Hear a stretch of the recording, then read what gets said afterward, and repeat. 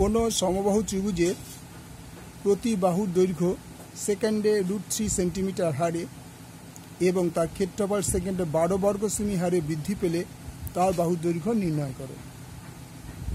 তো অ্যান্সারে আমি শুরু করলাম। মনে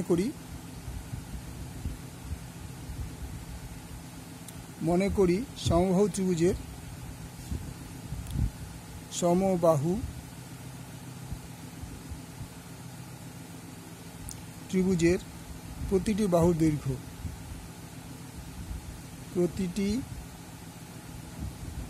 বাহুর দৈর্ঘ্য equal to x semi, cm মানে সেমি।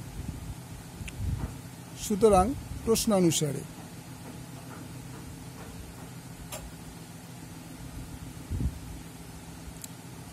dx dt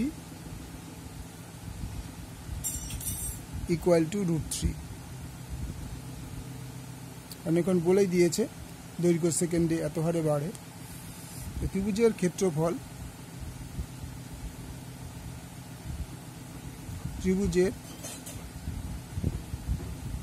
ক্ষেত্রফল ইকুয়াল টু a। যেহেতু সমবাহু ত্রিভুজ তার ক্ষেত্রফলের ফর্মুলা 3/4 ইন্টু বাহু স্কোয়ার বর্গ সেমি ইকুয়াল টু √3/4 বাহু কত ধরেছি x, তার মানে x স্কোয়ার বর্গ সেমি।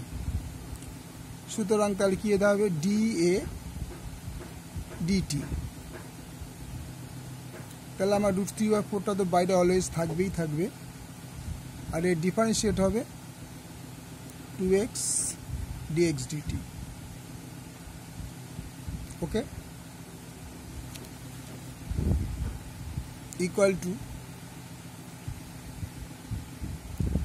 এবার এটা কেটে যায়, তাহলে √3/2 dx dt। তাহলে dx dt গুলো কত পেয়েছিলাম? √3। আগে আমরা এটা দেখে নিই dA dt কত ছিল। এখানে বলেছে ক্ষেত্রফল হচ্ছে সেকেন্ডে 12 বর্গ সেমি, তাহলে dA dt ইকুয়াল টু 12। তাহলে এখানে dA dt ইকুয়াল টু আমি কি পেয়েছি? √3x/2 dx dt। আর এখানে কি পেয়েছি? dx dt। তাহলে আমরা কি লিখতে পারি?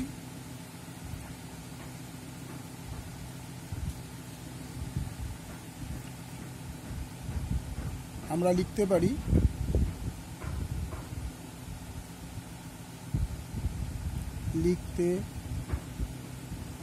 পারি